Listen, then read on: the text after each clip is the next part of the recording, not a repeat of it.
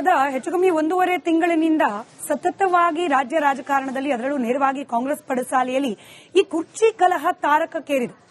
ಕರ್ನಾಟಕದವರೇ ಆಗಿರುವ ಎಐಸಿಸಿ ಅಧ್ಯಕ್ಷರಾದ ಮಲ್ಲಿಕಾರ್ಜುನ್ ಖರ್ಗೆ ಅವರು ಬಹುಶಃ ಬೇರೆ ಎಲ್ಲಾ ರಾಜ್ಯಗಳ ಕಾಂಗ್ರೆಸ್ನ ಹೊಣೆಗಾರಿಕೆಗಿಂತ ಅತ್ಯಂತ ಚುರುಕಾಗಿ ಹಾಗೆ ಯಶಸ್ವಿಯಾಗಿ ನಮ್ಮ ರಾಜ್ಯದ ಈ ಬಣ ಬಡಿದಾಟ ಅಥವಾ ಕುರ್ಚಿ ಕಾಳಗವನ್ನು ಅಡ್ರೆಸ್ ಮಾಡಬೇಕಾಗಿತ್ತು.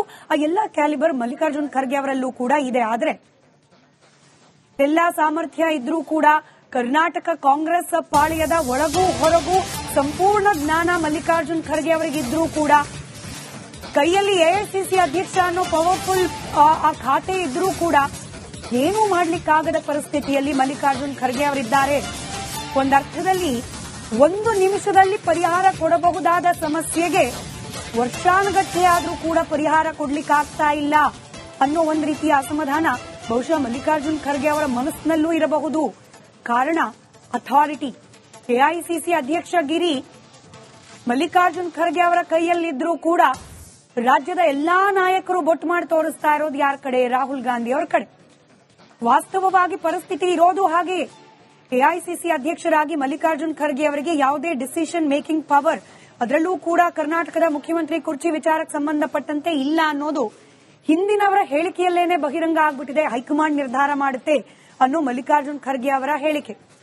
ಆದ್ರೆ ಇದಕ್ಕೆಲ್ಲದಕ್ಕೂ ಪರಿಹಾರ ಕೊಡಬೇಕಾಗಿರುವ ರಾಹುಲ್ ಗಾಂಧಿ ಅವರು, ಸದ್ಯಕ್ಕೆ ಸಿದ್ದರಾಮಯ್ಯನವರು, ಡಿಕೆ ಶಿವಕುಮಾರ್ ಅವರು, ಅವರ ಬೆಂಬಲಿಗರು ಎಲ್ಲರೂ ಕೂಡ ತಿರುಗಿ ನೋಡ್ತಾ ಇರೋದು ರಾಹುಲ್ ಗಾಂಧಿ ಅವರ ಕಡೆಗೇನೆ. ಆದ್ರೆ ಅದ್ಯಾಕೋ ಏನೋ ರಾಹುಲ್ ಗಾಂಧಿ ಅವರಿಗೆ ರಾಜ್ಯ ಕಾಂಗ್ರೆಸ್ ಪಾಳೆಯದ ಈ ಬೆಳವಣಿಗೆಗಳು ಅಷ್ಟು ಇಂಪಾರ್ಟೆಂಟ್ ಅಂತ ಅನ್ನಿಸ್ದ ಹಾಗೆ ಕಾಣ್ತಾ ಇಲ್ಲ.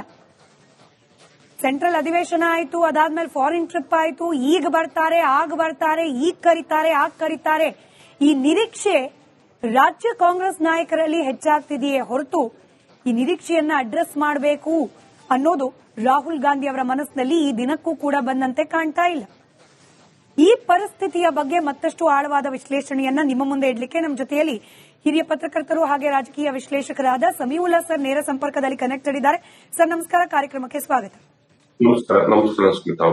ಎಲ್ಲರ ಬೊಟ್ಟಿರೋದು ಕೂಡ ಹಾಗೆ ದೃಷ್ಟಿ ಇರೋದು ಕೂಡ ರಾಹುಲ್ ಗಾಂಧಿ ಅವರ ಕಡೆಗೇನೆ. ಮಲ್ಲಿಕಾರ್ಜುನ್ ಖರ್ಗೆ ಅವರು ಎಐಸಿಸಿ ಅಧ್ಯಕ್ಷರಾಗಿದ್ರು ಕೂಡ ಸೊಲ್ಯೂಷನ್ ಇರೋದು ಹೈಕಮಾಂಡ್ ನಲ್ಲಿ ಅಂತ ಹೇಳಿ ಡೈರೆಕ್ಟ್ ಆಗಿ ಹೇಳ್ಬಿಟ್ಟಿದ್ದಾರೆ. ಬಟ್ ರಾಹುಲ್ ಗಾಂಧಿ ಅವರಿಗೆ ನಿಜಕ್ಕೂ ಕರ್ನಾಟಕದ ಈ ಕುರ್ಚಿ ಕಾದಾಟ ಸೀರಿಯಸ್ ಇಶ್ಯೂ ಅಂತ ಅನ್ನಿಸಿಲ್ವಾ, ಅಥವಾ ನಿಜವಾಗ್ಲೂ ಈಗಲೂ ಕೂಡ ಸೀರಿಯಸ್ನೆಸ್ ಇಲ್ವಾ ಅಂತ ಹೇಳಿ? ಒಂದು ಡೆವಲಪ್ಮೆಂಟ್ಸ್ ಗಳನ್ನ ನೋಡ್ತಾ ಇದ್ರೆ ಕಾಂಗ್ರೆಸ್ ಹೈಕಮಾಂಡ್ ಕೂಡ ಯಾವುದೇ ತೀರ್ಮಾನಕ್ಕೆ ಬರಲಾರ್ದಲ್ಲೇ ಕಂಗಾಲಾಗಿದೆ ಅನ್ನುವಂತ ಸಿಗ್ನಲ್ಸ್ ನಮಗೆ ದೆಹಲಿಯಿಂದ ಬರ್ತಿದೆ ಸ್ಮಿತಾ. ಯಾಕೆ ಅಂತಂದ್ರೆ ಮಲ್ಲಿಕಾರ್ಜುನ ಖರ್ಗೆ ಅವರು ಇವತ್ತು ಮಾತಾಡಿರೋದೇ ಇಂಥದ್ದೊಂದು ಸ್ಟೇಟ್ಮೆಂಟ್ ಗೆ ಸಾಕ್ಷಿ. ಅಂದ್ರೆ ನಾವು ಇಂಟರ್ವ್ಯೂನ್ ಆಗೋದಕ್ಕೆ ಇಲ್ಲಿ ಕಮ್ಮಿ ಸ್ಕೋಪ್ ಇದೆ ಅಂತ. ಮಲ್ಲಿಕಾರ್ಜುನ್ ಖರ್ಗೆ ಅವರು ಕರ್ನಾಟಕದವರು, ಎಐಸಿಸಿ ಅಧ್ಯಕ್ಷರು, ಕರ್ನಾಟಕದ ರಾಜಕಾರಣವನ್ನ ಚೆನ್ನಾಗಿ ಬಲ್ಲವರು. ಅವ್ರಿಗೂ ಎಐಸಿಸಿ ಅಧ್ಯಕ್ಷರಾಗಿದ್ದಾಗಲೇ ಕರ್ನಾಟಕ ಕಾಂಗ್ರೆಸ್ನಲ್ಲಿ ಅವರ ತವರು ನೆಲದಲ್ಲಿ ವಿದ್ಯಮಾನ ಸ್ಫೋಟಕ ಘಟ್ಟಕ್ಕೆ ಬಂದು ತಲುಪಿದೆ. ಇಂತಹ ಸಂದರ್ಭದಲ್ಲಿ ಒಂದು ರೀತಿಯಲ್ಲಿ ನಮ್ಮ ಇನ್ವಾಲ್ವ್ಮೆಂಟ್ ಹೆಚ್ಚಿಲ್ಲ ಅಂತ ಹೇಳಿ ಪರೋಕ್ಷವಾಗಿ ಸ್ವಲ್ಪ ಪಲಾಯನ ಎಸ್ಕೇಪ್ ಆಗುವ ರೀತಿಯಲ್ಲಿ ಸ್ಟೇಟ್ಮೆಂಟ್ ಅನ್ನು ಅವ್ರು ಮಾಡಿರೋದಿದೆಯಲ್ಲ, ಇದು ಹೈಕಮಾಂಡ್ ಕೂಡ ಇಲ್ಲಿ ಇಂಟರ್ವ್ಯೂನ್ ಆಗೋದಕ್ಕೆ ಅವ್ರ ಹತ್ರ ಯಾವುದೇ ಸ್ಪಷ್ಟ ಸೂತ್ರ ಇಲ್ಲ ಅನ್ನೋದು ಬಹಿರಂಗ ಆಗ್ತಿದೆ. ಇದು ನಂಬರ್ 1 ಸ್ಮಿತಾ ಅವರೇ.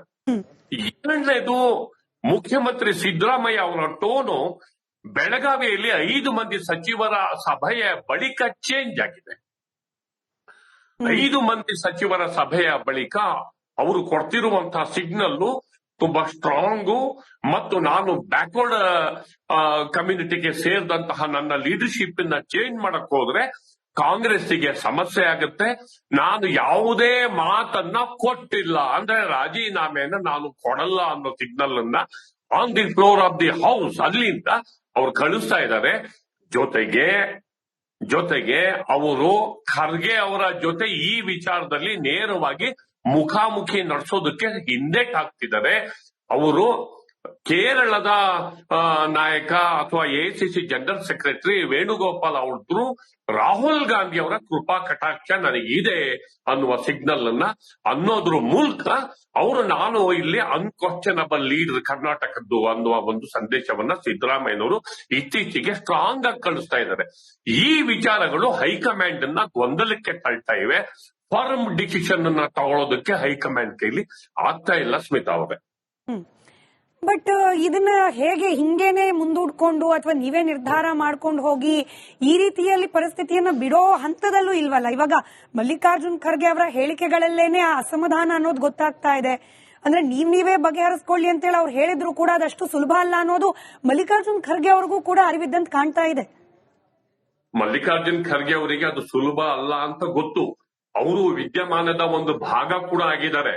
ಕರ್ನಾಟಕದವರೇ ಮತ್ತು ಎಐಸಿಸಿ ಮುಖ್ಯಸ್ಥರಾಗಿರುವಂತಹ ಸಂದರ್ಭದಲ್ಲಿ ಅವರ ತವರು ನೆಲದ ಭಿನ್ನಮತವನ್ನ ನಿಭಾಯಿಸಕ್ಕೆ ಅವರೇ ಆಗ್ಲಿಲ್ಲ ಅಂದ್ರೆ ಅವರಿಗೆ ಒಂದು ದೊಡ್ಡ ಕೆಟ್ಟ ಹೆಸರು ಬರುತ್ತೆ.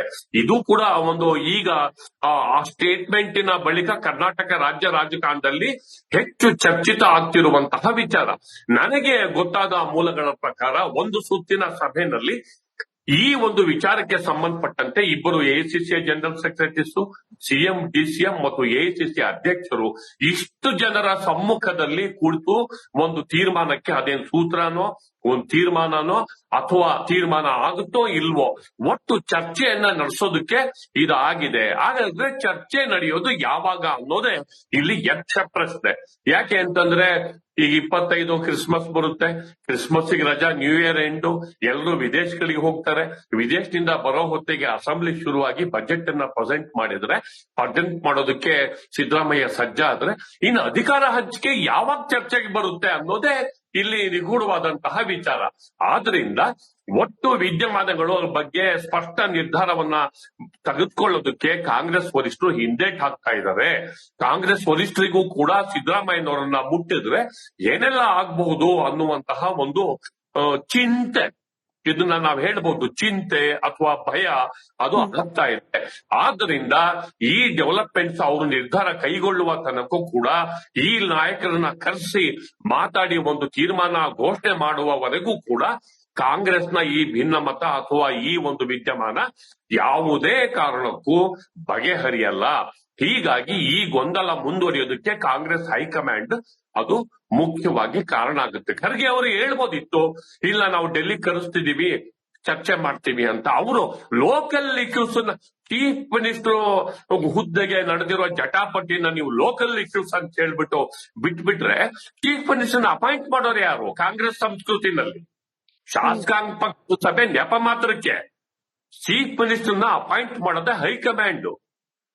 ಎಲ್ಲರೂ ಹೈಕಮಾಂಡ್ ಜಪ ಮಾಡ್ತಿರ್ಬೇಕಾದ್ರೆ ಹೈಕಮಾಂಡ್ ನ ಒಂದು ಭಾಗವಾಗಿರುವ ಖರ್ಗೆ ಅವರು ಇಲ್ಲ ನೀವೇ ಬಗೆಹರಿಸ್ಕೊಳ್ಳಿ ಅಂದ್ರೆ ಅದೇನು ಯಾರ ಮಂತ್ರಿ ಮಾಡೋದ? ಯಾವ್ದು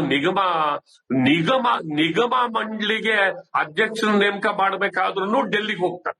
ಕಾರ್ಪೊರೇಷನ್ ಎಲೆಕ್ಷನ್ ಟಿಕೆಟ್ ಕೂಡ ನಿರ್ಧಾರ ಆಗೋದು ಡೆಲ್ಲಿನೇ ಸರ್, ಯಾವ್ದಾದ್ರು ಪಾರ್ಟಿ ಇರಬಹುದು. ಹೌದು, ಎಲ್ಲ ಡೆಲ್ಲಿಗೆ ಹೋಗ್ತಾರೆ. ಇನ್ನು ಸಿಎಂ ಹುದ್ದೆ ಲೋಕಲ್ ಇಶ್ಯೂ ಅಂತಂದ್ರೆ ಅದು ಯಾಕಾಗಿ ಅವರಿಗೆ ಅಂದ್ರು, ಅವ್ರಿಗೆ ಹೇಳಿಕೆಯ ಹಿನ್ನೆಲೆ ಏನಿದೆ, ಕರೆಯೋದಿಲ್ಲ ಅಂತ ಹೇಳ್ಬೋದಿತ್ತು. ನಾವು ಕರೆಸ್ತಿದೀವಿ, ಅಲ್ಲಿವರೆಗೆ ಸುಮ್ನಿರಿ ಅಂತ.